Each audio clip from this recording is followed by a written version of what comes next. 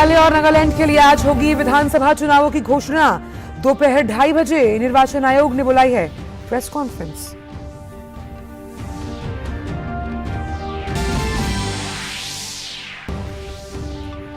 केरल में शुरू हुई G20 हेल्थ वर्किंग ग्रुप की बैठक। अगले 3 दिन हेल्थ इमरजेंसी और फार्मास्यूटिकल सेक्टर में सहयोग बढ़ाने समेत अन्य मुद्दों पर होगी चर्चा।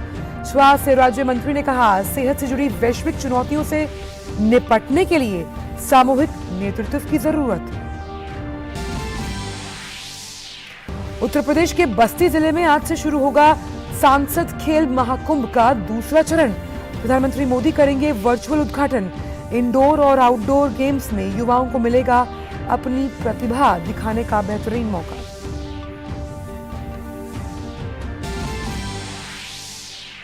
विदेश मंत्री डॉक्टर जयशंकर आज से 3 दिन के लिए मालदीव और श्रीलंका के दौरे पर।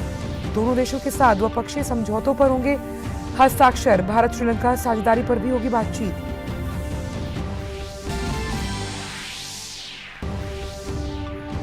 वैश्विक मंच से ऊर्जा मंत्री का आह्वान। कार्बन फुटप्रिंट में कमी लाने के लिए भारत सोलर वाटर पंप और ग्रीन अमोनिया की दिशा में तेजी से कर रहा है काम। दावोस के विश्व आर्थिक मंच पर केंद्रीय ऊर्जा मंत्री ने कहा कि विकसित देश भी विकासशील देशों में छोटे किसानों की मदद कर खाद्य प्रणालियों में करे बदलाव। हैदराबाद में भारत न्यूजीलैंड के बीच वनडे सीरीज का पहला मैच आज। रोहित शर्मा की कप्तानी में जीत का सिलसिला जारी रखना चाहेगी टीम इंडिया।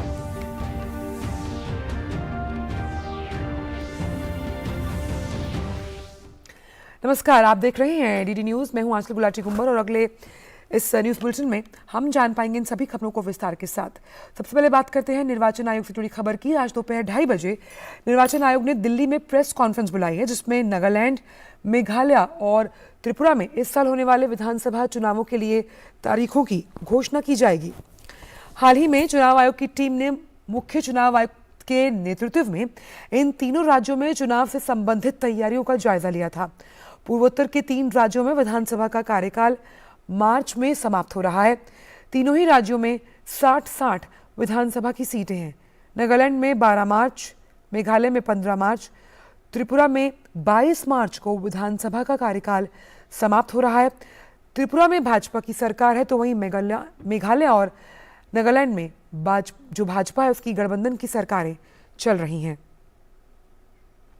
और इसी बड़ी खबर पर हमारे साथ फोन लाइन पर जुड़ गए हैं हमारे संवाददाता ऋषि कुमार। तो ऋषि, नागालैंड, मेघालय, त्रिपुरा, इन तीनों ही राज्यों में जो विधानसभा चुनाव है उनकी तारीखों को लेकर कुछ ही देर में प्रेस कॉन्फ्रेंस करने वाला है निर्वाचन आयोग। खासतौर से पूर्वोत्तर के राज्यों में जो जिस तरीके से 3 राज्यों में चुनाव की तैयारियों को लेकर चुनाव आयोग ने अभी हाल ही में 4 दिनों की जो यात्रा की थी और उसके बाद उन्होंने समस्त जानकारियों को मीडिया के सामने भी रखा था। अलग अलग राज्यों में किस किस तरीके से विधानसभा चुनावों को लेकर आयोग ने सभी तैयारियां पूरी की हैं और उसमें उन्होंने जो नवीन प्रयोग है उनको लेकर के क्या क्या वो नए तरीके अपनाए जाएंगे, जिनसे कि जो चुनाव को और ज्यादा सुगम बनाने को लेकर जो प्रयास चुनाव आयोग के रहे हैं उनको आगे बढ़ाया जाएगा।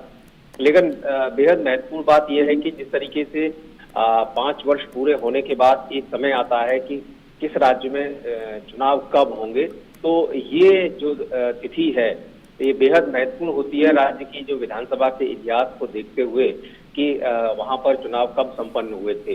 तो इस लिहाज से देखें तो तीनों ही राज्यों में, जो कि छोटे राज्य हैं पूर्वोत्तर के, लेकिन सियासी मायनों में इनका महत्व उतना ही है जितना कि अन्य राज्यों का होता है।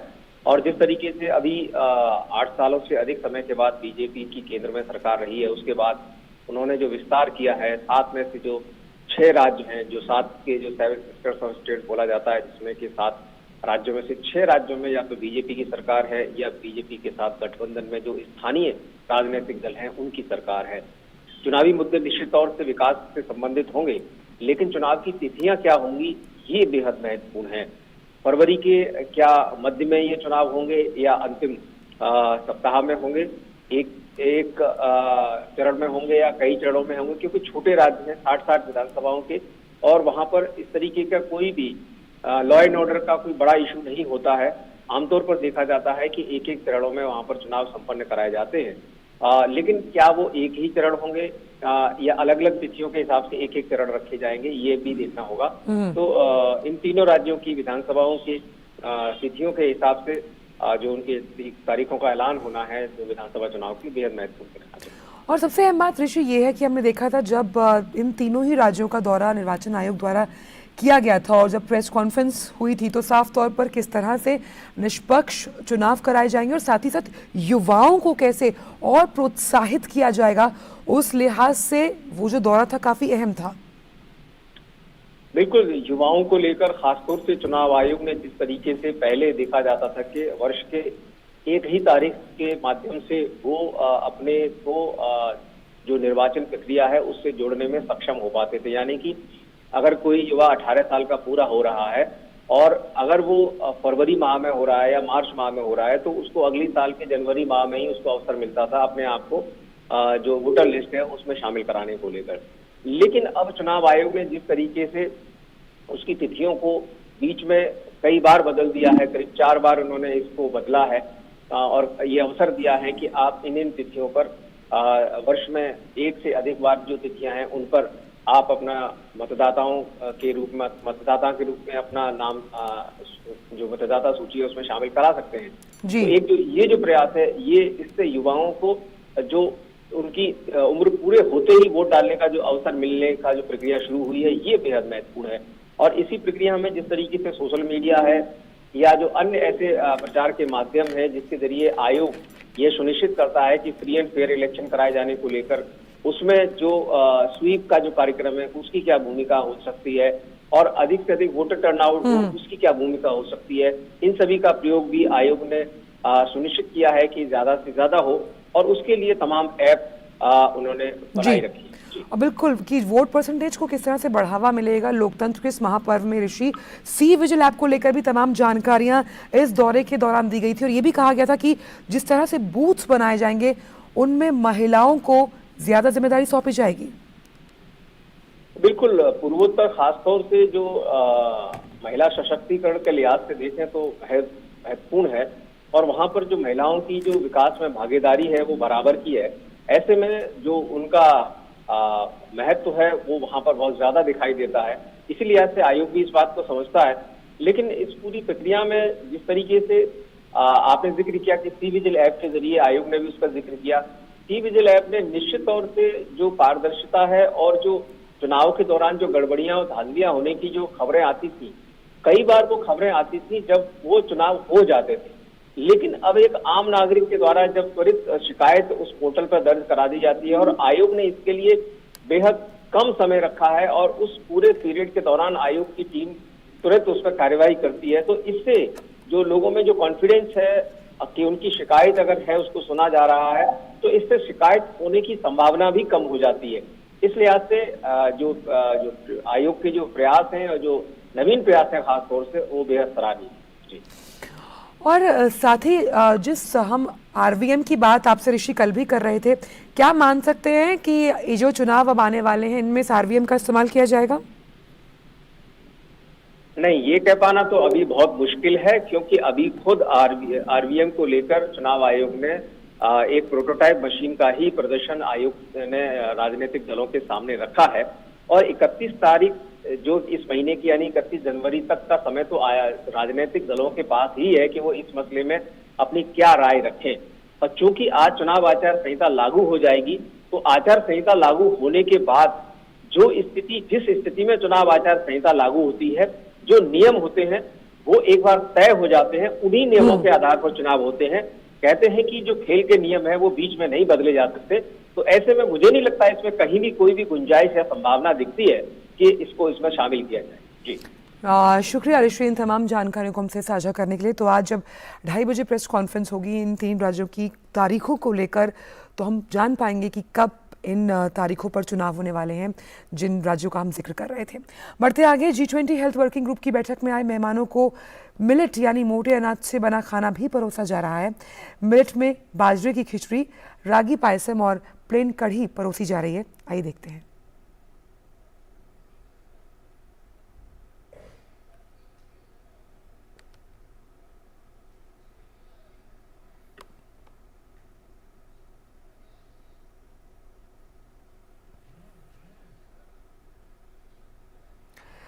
तो जिस तरह से हम वर्किंग ग्रुप के बारे में आपको बता रहे थे कि किस तरह से वहाँ पर जो देसी खाना है उसे परोसा जा रहा है, क्योंकि ये जो पूरा वर्ष है उसे मोटे अनाज को समर्पित किया गया है, वो तो आपको दिखाएंगे ही।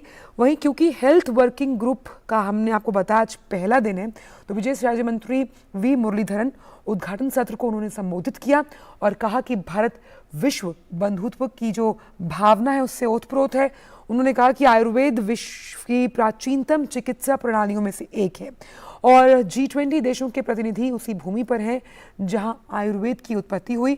बैठक स्थल पर एक प्रदर्शनी भी लगाई गई जिसमें स्वास्थ्य राज्य मंत्री डॉक्टर प्रवीण परमार और विदेश राज्य मंत्री बी मुरलीधरन भी मौजूद थे। इसके अलावा कई मंत्रियों ने शिरकत की और इस प्रदर्शनी का निरीक्षण भी किया।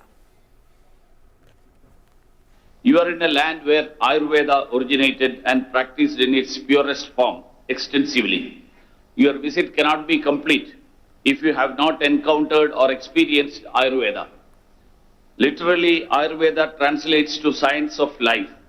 The practice of Ayurveda includes use of herbal medicines, massage therapy, and dietary changes to maintain or restore perfect balance in the body. I am confident that after you explore, you will understand why this state of Kerala is named God's own country. G20 health working group की बैठक के उद्घाटन सत्र में स्वास्थ्य राज्य मंत्री भारती प्रवीण पवार ने कहा कि G20 देश स्वास्थ्य क्षेत्र के सभी के लिए काम करने के लिए प्रतिबद्ध हैं। G20 countries have consistently worked towards promoting coordinated efforts among its members to ensure the achievement of good and equitable health for all. Health became an integral part of the G20 agenda with the establishment of Health Working Group, and G20 countries have exhibited a long-standing commitment to mitigating health emergencies ever since the inception of Health Working Group. और जैसा कि हमने आपको बताया कि G20 health working group बैठक में आए मेहमानों को मिलेट यानी मोटे अनाज से जो बना खाना है वो परोसा जा रहा है, जिसमें बाजरे की खिचड़ी है, रागी पायसम है और प्लेन कड़ी है। आइए देखते हैं किस तरह से वो स्वाद उठा रहे हैं इन व्यंजनों का।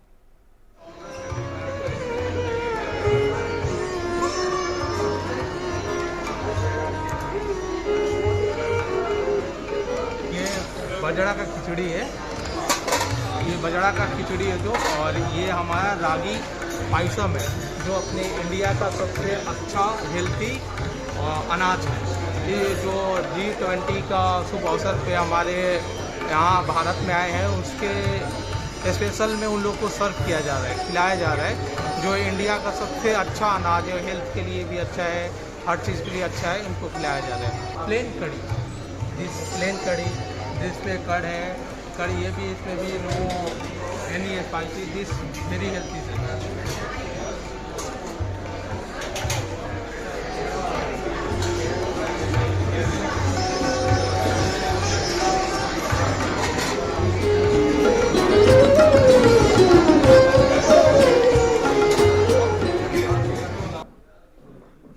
G20 परिषद कार्य समूह की पहली बैठक कल पुणे में संपन्न हुई। वहीं प्रतिनिधियों को आज पुणे में हेरिटेज वॉक पर ले जाया गया।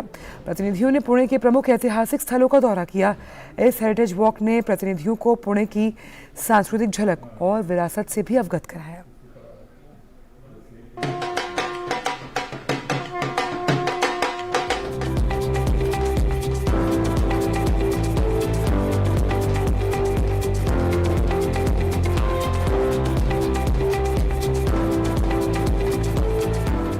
महाराष्ट्र की सांस्कृतिक नगरी की एक झलक देखने के लिए डेलीगेट्स पुणे हेरिटेज वॉक पर आए हैं। शनिवार वाड़ा, लाल महल, नानावाड़ा जैसे कई ऐतिहासिक स्थलों का दौरा कर रहे हैं। तो आइए जानते हैं, उनसे ही पूछते हैं कि कैसी लगी उन्हें भारत की ये अमूल्य विरासत।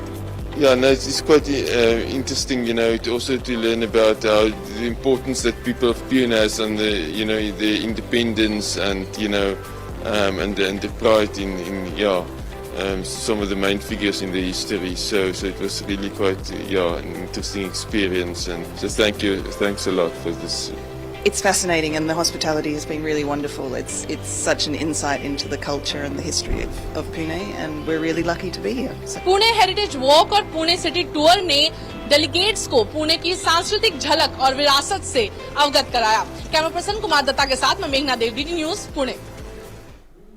प्रधानमंत्री आज वीडियो कॉन्फ्रेंसिंग के माध्यम से सांसद खेल महाकुंभ 2022-23 के दूसरे चरण का उद्घाटन करेंगे। उससे पहले प्रधानमंत्री ने ट्वीट किया और कहा कि उत्तर प्रदेश के बस्ती और आसपास के क्षेत्रों में सांसद खेल महाकुंभ को लेकर युवाओं में काफी उत्साह है। उभरती हुई खेल प्रतिभाओं के लिए ये पहल एक बेहतरीन अवसर प्रदान करती है।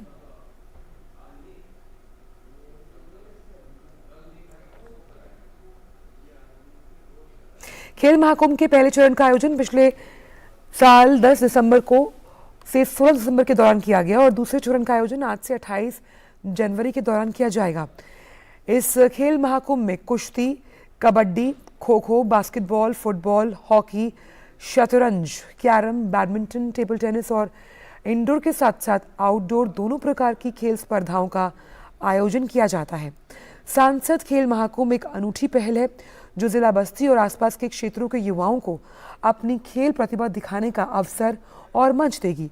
साथ ही युवाओं में अनुशासन, टीम वर्क, स्वस्थ प्रतिस्पर्धा, आत्मविश्वास और राष्ट्रवाद की भावना पैदा करने का भी प्रयास करती है।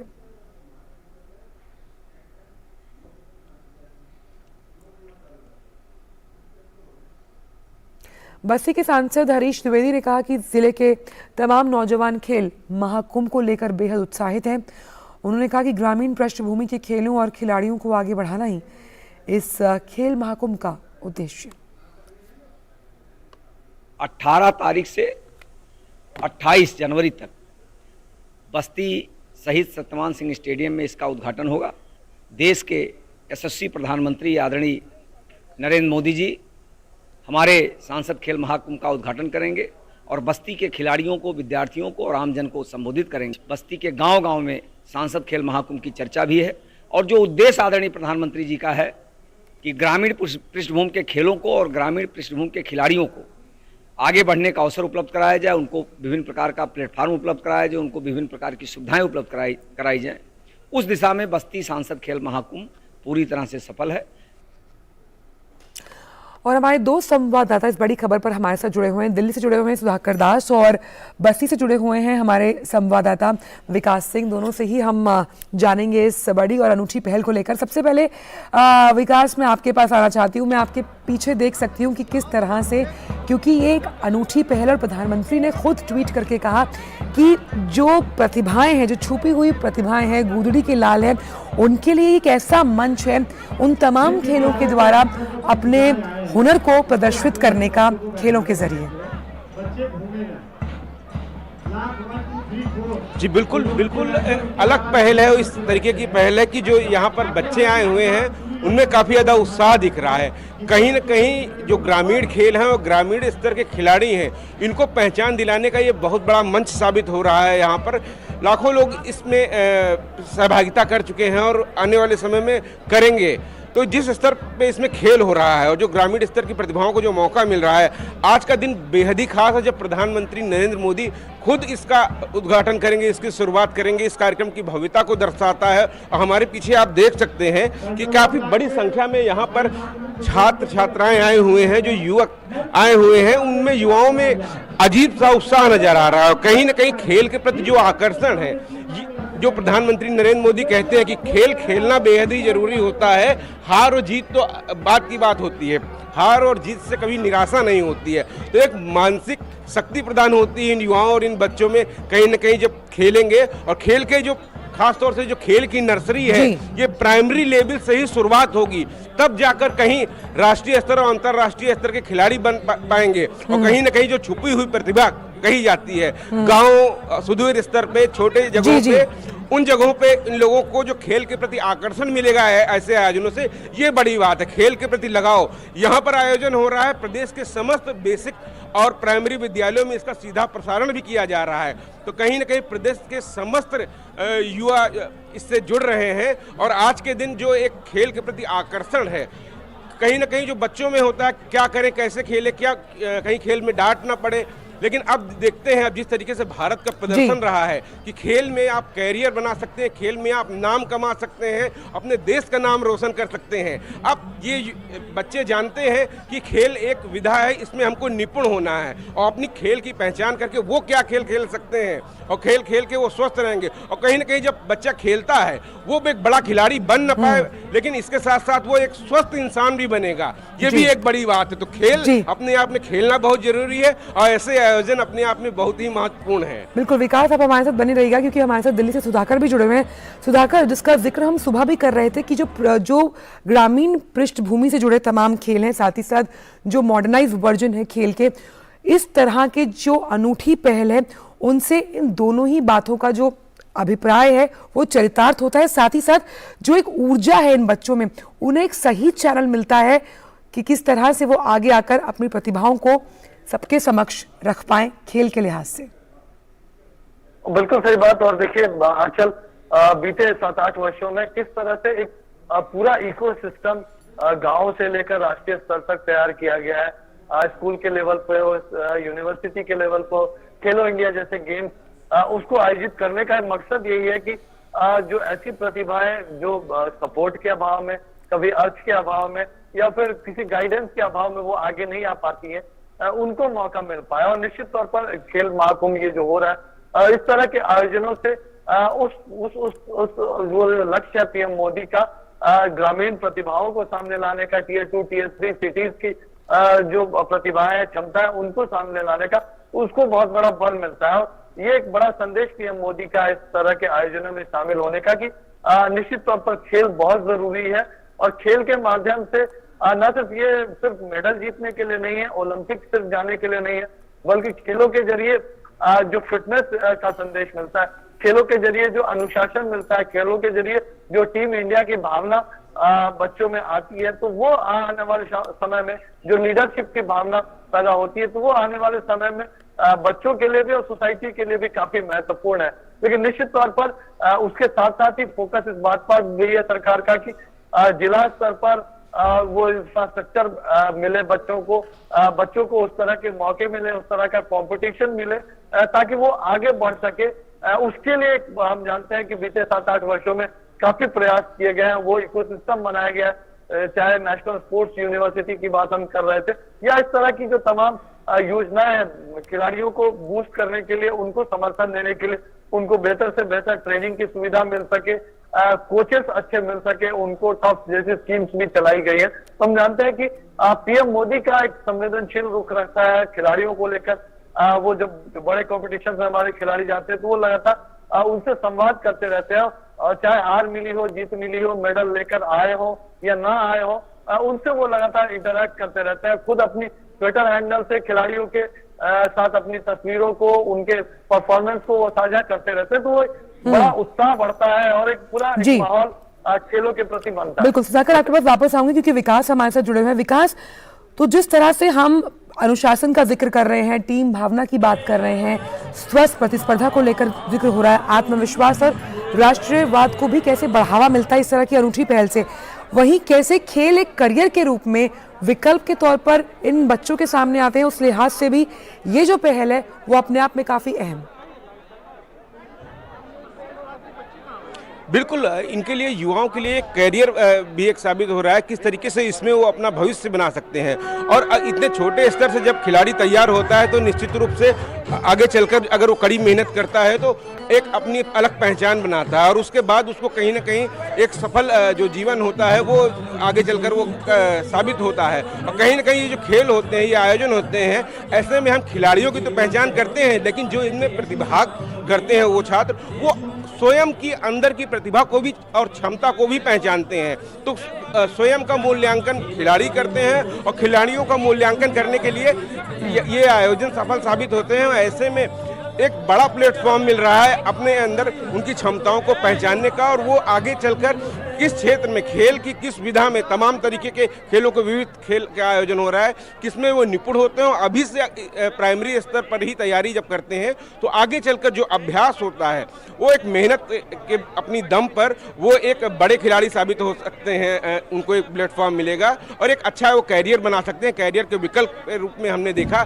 कि जिस तरीके से खिलाड़ियों का पिछले 8 सालों में सम्मान किया गया और उत्तर प्रदेश में जिस तरीके से खिलाड़ियों को आगे बढ़ने के मौके दिए जा रहे हैं। अब सबसे बड़ी बात यह है कि हम देखते थे अभी तक कि बड़े स्कूलों बड़े शहरों से खिलाड़ी निकलते थे, लेकिन प्राथमिक स्तर पर ये शुरुआत की गई है। इसमें सरकारी स्कूल के प्राइमरी विद्यालय में पढ़ने वाला बच्चा भी अगर उसके अंदर प्रतिभा है तो वो प्रतिभा उसकी निखारने के लिए शासन प्रशासन और सरकार खड़ी है।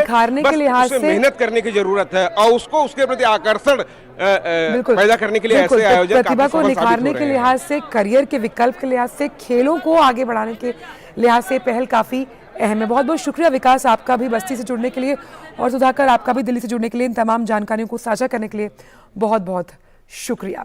बढ़ते आगे, श्री गुरु ग्रंथ साहिब के 2 स्वरूपों को काबुल से दिल्ली लाया जा रहा है। अफगानिस्तान में मौजूदा शासन द्वारा लगाए गए प्रतिबंधों के कारण स्वरूपों को पिछले साल सितंबर में नहीं लाया जा सका था। अफगान सिख समुदाय के 3 सदस्य पूरे धार्मिक प्रोटोकॉल के अनुसार श्री गुरु ग्रंथ साहिब जी के स्वरूपों को काबुल से दिल्ली ला रहे हैं।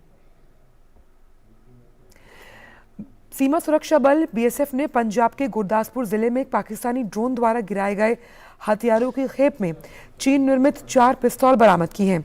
बीएसएफ की ओर से जानकारी दी गई कि 17 और 18 जनवरी की रात गुरदासपुर में ऊंचा टकला गांव के बाहरी इलाके में पाकिस्तान की तरफ से आने वाले एक संदिग्ध ड्रोन की आवाज सुनी गई, जिसके बाद बीएसएफ जवानों की ओर से फौरन फायरिंग की गई।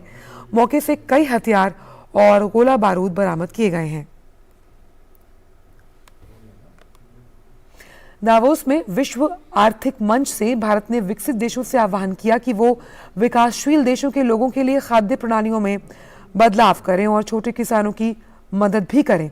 भारत की ओर से केंद्रीय ऊर्जा मंत्री आर.के. सिंह ने यह भी बताया कि किस तरह से भारत की सरकार किसानों की मदद कर कार्बन फुटप्रिंट में कमी लाने में बड़ी भूमिका अदा कर रही है। विश्व आर्थिक मंच की 53वीं बैठक इस समय दावोस में चल रही है। केंद्रीय ऊर्जा मंत्री ने interplay of food, energy and water सत्र में कहा कि भारत में किसानों को लाखों सोलर वाटर पंप उपलब्ध करवाए जा रहे हैं। उन्होंने कहा कि भारत जल्द ही अमोनिया आधारित जो फर्टिलाइजर्स हैं उनकी आयात को रोकने के लिए पर्याप्त ग्रीन अमोनिया का भी उत्पादन करेगा। उन्होंने बैठक में स्वच्छ ऊर्जा की ओर बदलाव को लेकर भारत में अब तक जो प्रगति है उसके बारे में जानकारी दी। साथ ही कार्बन उत्सर्जन को शून्य स्तर पर लाने के लिए भविष्य की योजनाएं, हरित भंडारण, हाइड्रोजन मिशन, ऊर्जा सुरक्षा, आपूर्ति श्रृंखला और निवेश संभावनाओं समेत अन्य मामलों का भी जिक्र किया गया।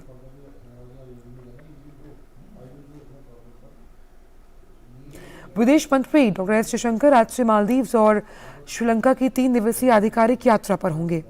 मालदीव की अपनी यात्रा के दौरान जयशंकर राष्ट्रपति इब्राहिम मोहम्मद सालेह से मुलाकात करेंगे और विदेश मंत्री अब्दुल्ला शाहिद के साथ चर्चा भी। उनकी यात्रा में द्विपक्षीय विकास सहयोग से संबंधित समझौतों पर हस्ताक्षर होंगे और कई प्रमुख भारत समर्थित परियोजनाएं शुरू होंगी जो मालदीव के सामाजिक आर्थिक विकास में योगदान देंगी। जनवरी 2021 और मार्च 2022 में की गई श्रीलंका यात्रा के बाद विदेश मंत्री की ये 3री श्रीलंका यात्रा है। श्रीलंका और भारत घनिष्ठ सहयोगी हैं। यात्रा के दौरान जयशंकर राष्ट्रपति रणिल विक्रमसिंघे और प्रधानमंत्री दिनेश गुणवर्धने से मुलाकात करेंगे। लोकसभा अध्यक्ष ओम बिरला ने केनिया की अपनी यात्रा के दौरान नैरोबी विश्वविद्यालय के छात्रों को संबोधित किया। उन्होंने कहा कि युवाओं में कुछ नया और अलग करने की सोच, ऊर्जा और संकल्प को देखकर बेहद प्रसन्नता हो रही है।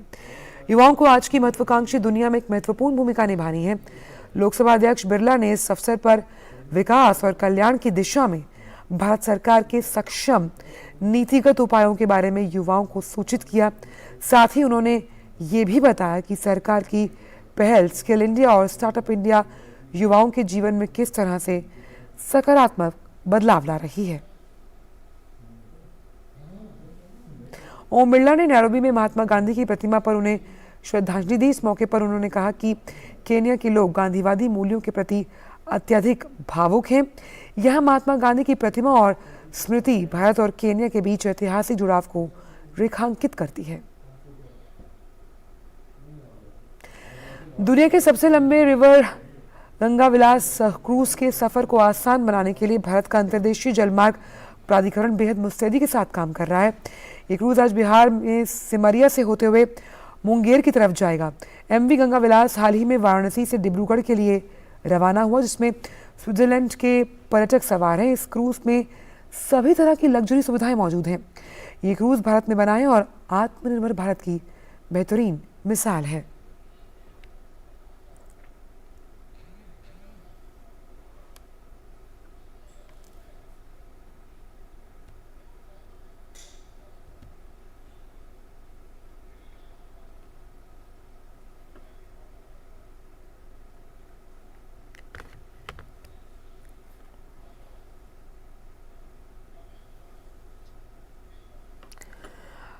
तो क्रूज के साथ ही मौजूद है हमारे संवाददाता चंद्रशेखर, क्योंकि आप इस लग्जरी क्रूज में मौजूद हैं, सबसे पहले मैं चाहूंगी कि आप हमारे दर्शकों को इन विहंगम जो दृश्य हैं उनसे रूबरू करवाइए कि इस वक्त आप किस तरह से वहां सैर कर रहे हैं। और मैं देख पा रही हूँ तस्वीरें जो है पीछे की वो बहुत खूबसूरत हैं।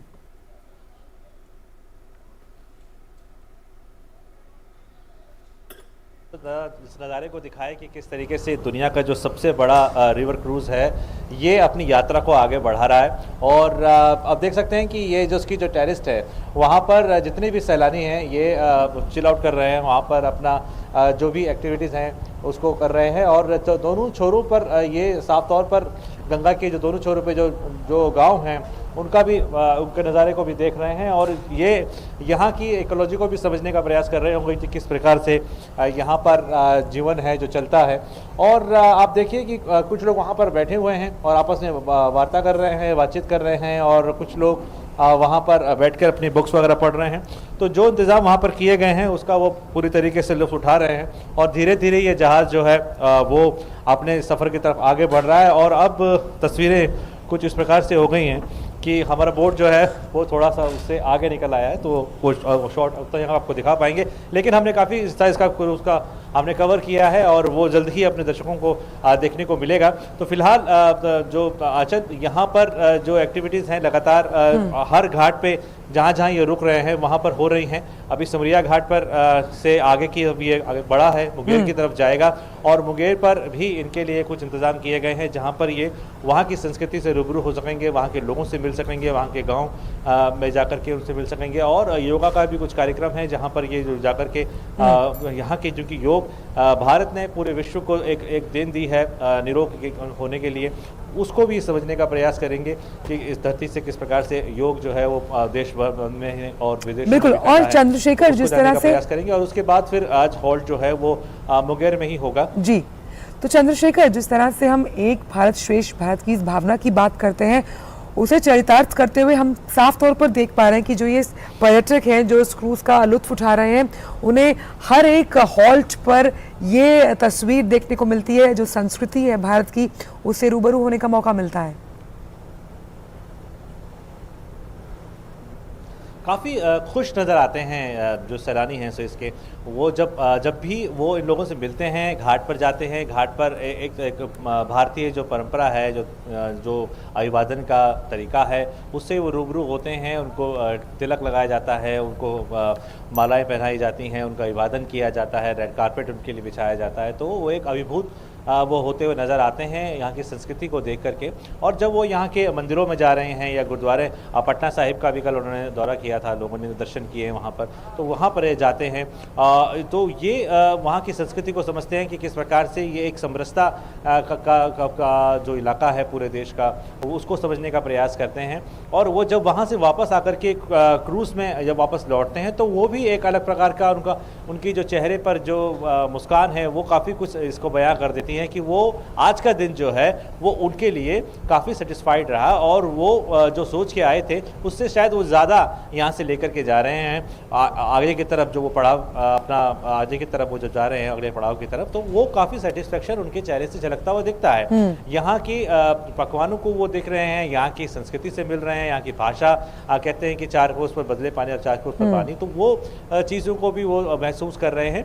तो ये एक अद्भुत और एक तरीके से मान के चलिए कि इनके जीवन का ये एक ऐसा अनुभव है जो शायद इनको पहले कभी देखने को मिला होगा या आगे कभी देखने को मिले, लेकिन गंगा में सफ़र करना और गंगा के दोनों छोरों को वो देखते हुए जाते हैं और जब वो किसी छोर पर उतरते हैं तो वहाँ की जो संस्कृति है या वहाँ के जो कल्चर है उससे भी वो आत्मसात करते हुए आगे की ओर बढ़ रहे हैं। और निश्चित तौर पर मुझे ये भी लगता है कि ये लोग जब यहाँ से जाएंगे तो ये जो सफ़र है ये काफ़ी कुछ इनकी ज़िंदगी में ऐड करेगा एक्सपीरियंस को, और ये आगे जाकर भी लोगों को बताएंगे कि किस तरीके से भारत में वो गए और भारत की जो गंगा है वहाँ पर वो विचरण कर रहे थे और उन्होंने किस प्रकार से देखा कि गंगा के दोनों छोरों की जो संस्कृति है वो किस प्रकार से एक इतिहास बनाते हुए भारत को आगे की ओर बढ़ी है और जो फ्यूचर है भारत का वो इनलैंड वाटर में किस प्रकार से आगे हो सकता है, यहाँ पर टूरिज्म कैसे डेवलप हो सकता है, इस दिशा में भी ज़रूर बातें अब चर्चाओं में होंगी। जी, और जो ये अंतर्देशीय जलमार्ग प्राधिकरण है जिसका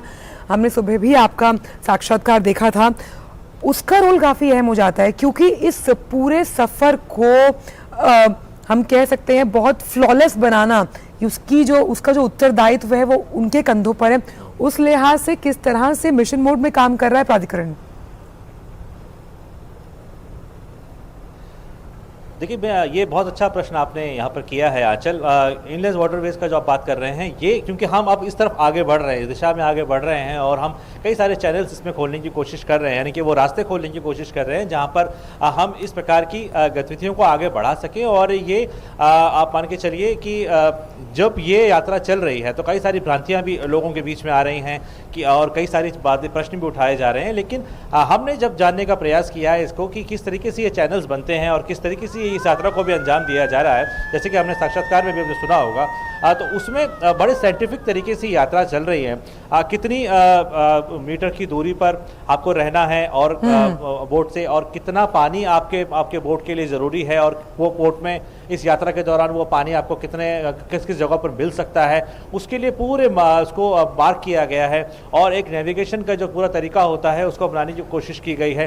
पूरा हाइड्रोग्राफी इसकी जो है वो लिखी गई है। और इसके अलावा जो जलीय जीवों की जहाँ तक बात आ रही थी, तो ये बहुत सिस्टमेटिक तरीके से क्योंकि ये रूट बनाया गया है तो इसमें जलीय जीवों को भी किसी प्रकार की कोई नुकसान की बात नहीं है और एक सुगम तरीके से ये वाटरवेज जो है वो आगे भी काम करता चले जाए, उसको लेकर के भी जितने भी वैज्ञानिकों की टीम है या एक्सपर्ट्स की टीम है वो भी इस क्रूज के साथ भी चल रही है। बिल्कुल, हमारी कोशिश ही होगी आने वाले दिनों में अगर ये लगातार ये मार्ग बना रहता है तो वो भी वो लगातार बना रह सके। बिल्कुल, और हमारी कोशिश ये होगी साइंटिफिक तरीके से इस रूट को बनाया गया है। जी, हमारी कोशिश ये होगी चंद्रशेखर कि हम आपके जरिए जो दर्शक डीडी न्यूज़ देख रहे हैं वो भी इस सैर पर लगातार रोज आपके साथ जुड़े और देखें कि किन किन अलग अलग स्टॉप्स पर, हॉल्ट्स पर गंगा विलास क्रूज रुकता है। बहुत बहुत शुक्रिया चंद्रशेखर इन तमाम जानकारियों को हमसे साझा करने के लिए।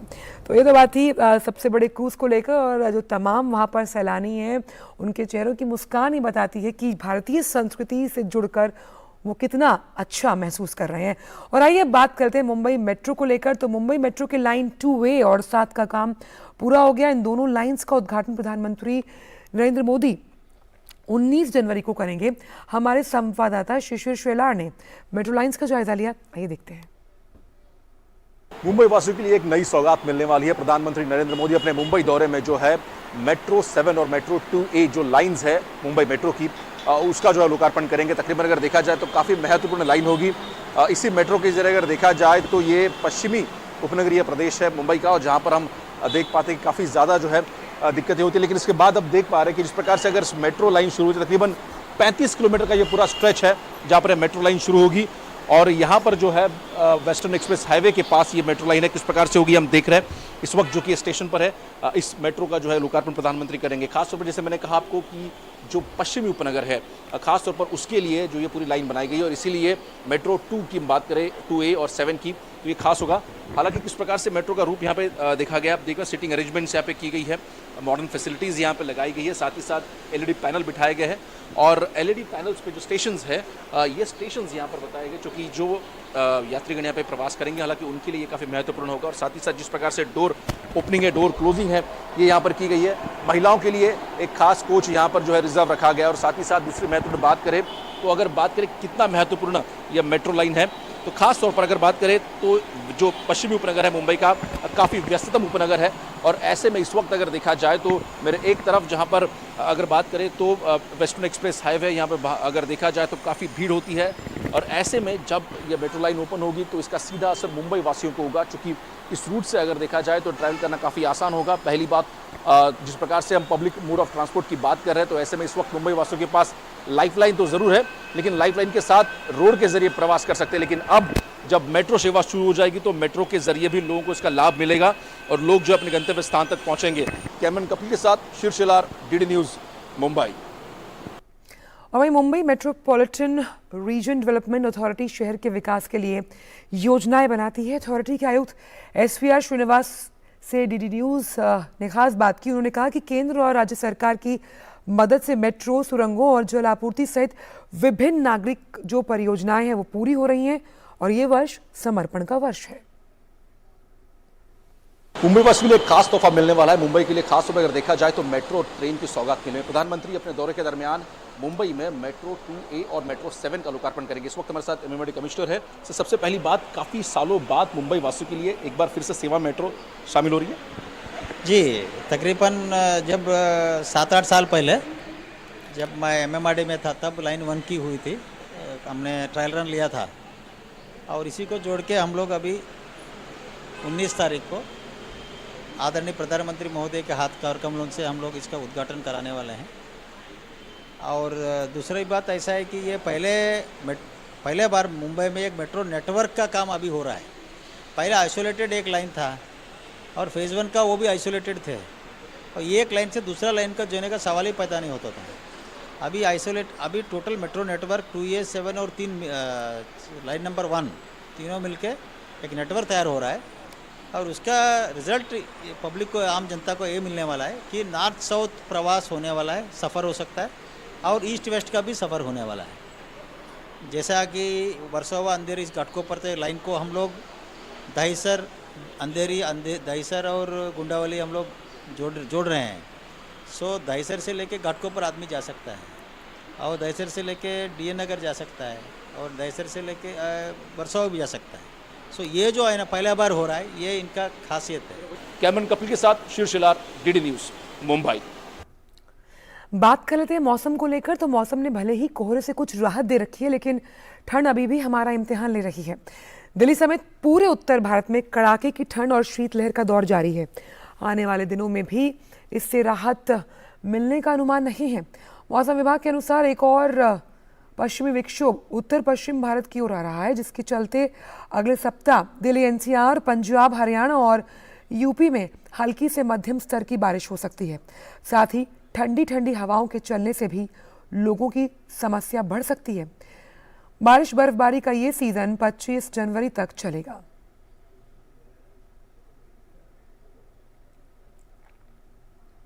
राजधानी दिल्ली में ठंड से बचने के लिए कई जगहों पर शेल्टर होम का निर्माण किया गया।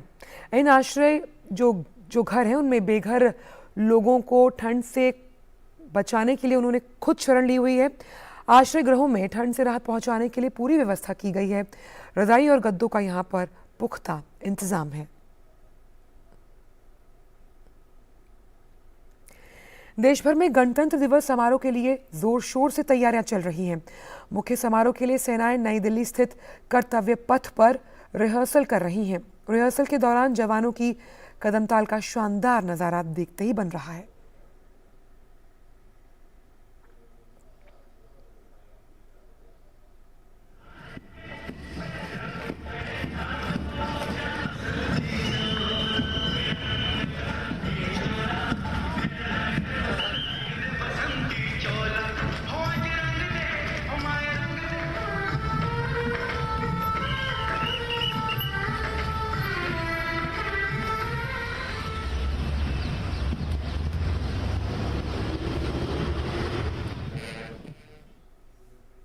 राष्ट्रीय कैडेट कोर यानी एनसीसी में कैडेट्स को रोमांचकारी जीवन जीना सिखाया जाता है और इसके तहत ही कैडेट्स सीख पाते हैं घुड़सवारी भी। जी हाँ, एनसीसी के देश भर के घुड़सवार कैडेट्स के बीच दिल्ली में एक प्रतियोगिता का आयोजन किया गया। संवाददाता गिरीश निशाना ने ये रिपोर्ट की है, आइए देखते हैं ये खास रिपोर्ट।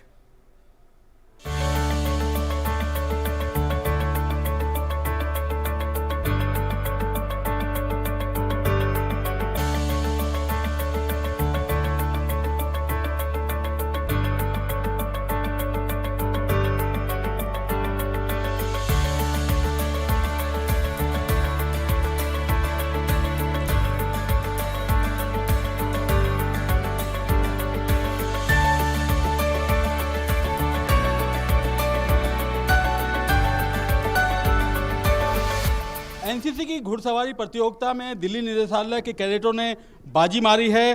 कैडेट कपिल हैं बेस्ट राइडर अवार्ड। सबसे पहले तो सर मैं अपने पीआई स्टाफ को और बाकी अपने भाइयों को जिन्होंने सर सपोर्ट किया है, बहुत आगे तक पहुंचाई। नेशनल की सर तैयारी कर रही है वैसे तो सर, अब देखते हैं क्या होता है और बढ़िया लग रहा है सर। बेस्ट राइडर बॉयज़ और DGRVC ट्रॉफी लेके। बेस्ट राइडर गर्ल्स में साक्षी तंवर ने, कितनी खुशी हो रही है? बहुत खुशी हो रही है, आज इतनी मेहनत करने के बाद आज ये ट्रॉफी मुझे मिली है, तो मैं सभी का आज थैंक से दिल से थैंक यू बोलना चाहती हूँ। हमारे गलिया सर है, AK सिंह सर है और बलजीत सर जो थे हमारे, वो भी हमारे मतलब उन्होंने कितनी मेहनत की, इतने दिन रात लगे रहे और आज हमें ये मुकाम मिला है। मैं बहुत खुश हूँ। आगे चलकर क्या बनना चाहेंगे, क्या करना चाहेंगे? सर अभी तो राइडिंग में ही हमारा थोड़ा फोकस रहेगा, बिकॉज इतना मेहनत किया है उसमें, तो थोड़ा उसी में इसलिए थोड़ा उसमें आगे देखेंगे अभी। और भी कुछ कैडेट हैं, आप बताइए कितनी खुशी है जब घोड़े पे सवार होते हैं, कैसी फीलिंग आती है? सर बहुत खुशी होती है क्योंकि घोड़े के साथ हमारी भी बॉन्डिंग होती है। इतनी प्रैक्टिस के बाद जब कुछ मिलता है तो ऑब्वियस सी बात है बहुत ज़्यादा अच्छी फीलिंग होती है और पीआई स्टाफ ने बहुत सपोर्ट किया हमें और इसके लिए उनको बहुत दिल से थैंक यू है। बाकी इस मुकाम तक पहुँचे, आगे भी जाएंगे। कैडेट काफ़ी उत्साहित हैं, उत्साहित इसलिए हैं क्योंकि इन्हें घुड़सवारी में मौका मिला है। अभी तो केवल अपने ये देश के लिए कर रहे हैं, आगे इनकी तमन्ना है कि ये विदेशों में जाकर भी भारत का परचम लहराएं। कैमरामैन हरजीत बाबा के साथ गिरीश निशाना, DD न्यूज दिल्ली। कहते हैं स्वच्छता एक ऐसी आदत है जिससे अपनाकर न केवल हम स्वस्थ रहते हैं बल्कि अपने परिवेश को भी खूबसूरत बनाते हैं। ऐसा एक नज़ारा देखने को मिला नोएडा के सेक्टर 28 में, आइए देखते हैं।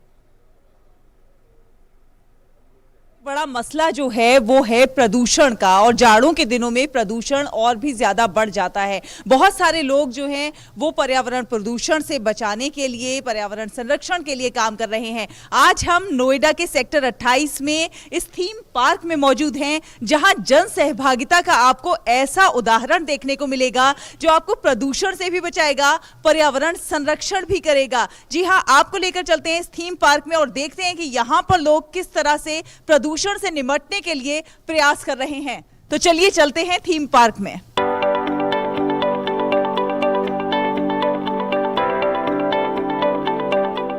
क्या आप सोच सकते हैं कि आपकी स्वच्छता की आदत आपको पर्यावरण प्रदूषण से भी बचा सकती है?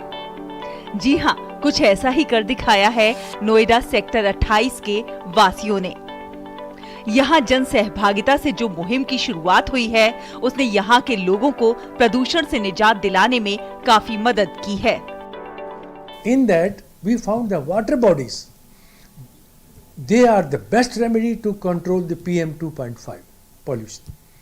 अगर आप पानी को स्टैटिक रखोगे वो इतना यूजफुल नहीं है जब तक आप उसमें डिसरप्टिव टेक्नोलॉजी उसको डिस्टर्ब करके ऊपर उठाइए फाउंटेन की वजह से।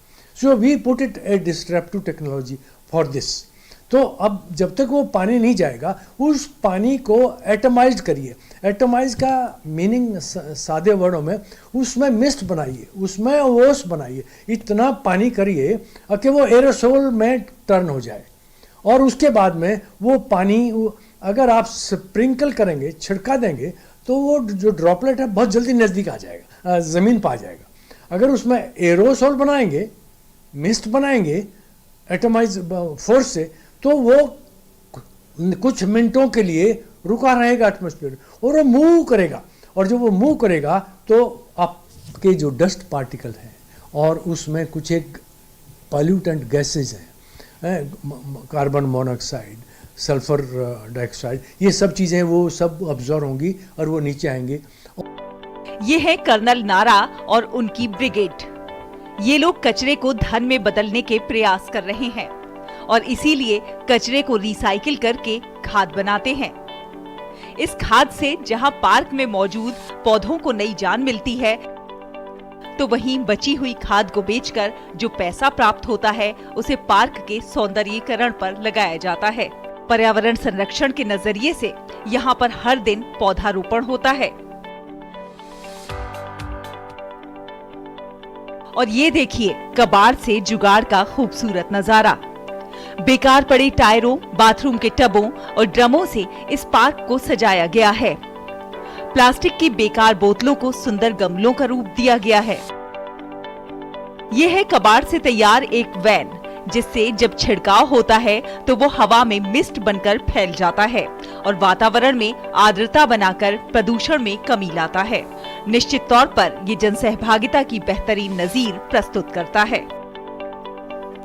नोएडा से शहला निगार की रिपोर्ट, डीडी न्यूज। रुक करते हैं अंतर्राष्ट्रीय खबरों का। यूक्रेन के राष्ट्रपति के सलाहकार ओलेस्की एरोस्टोविच ने इस्तीफा दे दिया। राष्ट्रपति व्लादिमीर ज़ेलेंस्की के सलाहकार ओलेस्की ने एक बयान में कहा था कि निप्रो शहर में यूक्रेन के एयर डिफेंस ने रूस की एक मिसाइल को मार गिराया और उस वजह से ये मिसाइल एक इमारत से टकरा गई। मिसाइल टकराने से 44 लोगों की मौत हो गई, जबकि कई लोग लापता बताए जा रहे हैं। खबर ब्राजील से, जहां महाअभियोजक के कार्यालय ने कुछ प्रदर्शनकारियों के खिलाफ नए आरोप तय किए हैं, जिन्होंने अक्टूबर के चुनाव में पूर्व राष्ट्रपति जायर बोल्सोनारो की हार के विरोध में सरकारी इमारतों पर धावा बोल दिया था। अभियोजक ने अनुरोध किया था कि कांग्रेस में तोड़फोड़ करने वाले 39 प्रतिवादियों को एक निवारक उपाय के रूप में कैद किया जाए और उनकी जो 7 मिलियन से ज्यादा डॉलर की संपत्ति है उसे नुकसान की भरपाई के तौर पर जब्त भी किया जाए। बात क्रिकेट की। भारतीय क्रिकेट टीम 3 मैचों की वनडे सीरीज में श्रीलंका का सफाया करने के बाद अब न्यूजीलैंड की मेजबानी करने के लिए तैयार है। दोनों टीमों के बीच 3 मैचों की वनडे सीरीज के बाद इतने ही मैचों की T20 सीरीज भी खेली जाएगी। इस सीरीज में आईसीसी वनडे रैंकिंग में नंबर 1 के लिए भी जंग होगी। देखिए खास रिपोर्ट।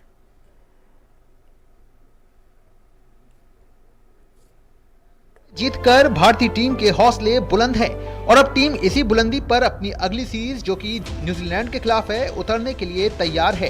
केएल राहुल और अक्षर पटेल की गैर मौजूदगी में कुछ बदलाव वनडे सीरीज में देखने को मिल सकते हैं। वैसे पिछली सीरीज में कप्तान रोहित शर्मा हो या विराट कोहली या फिर टीम का मध्यक्रम, सभी ने अपने बल्ले से बहुत प्रभावित किया।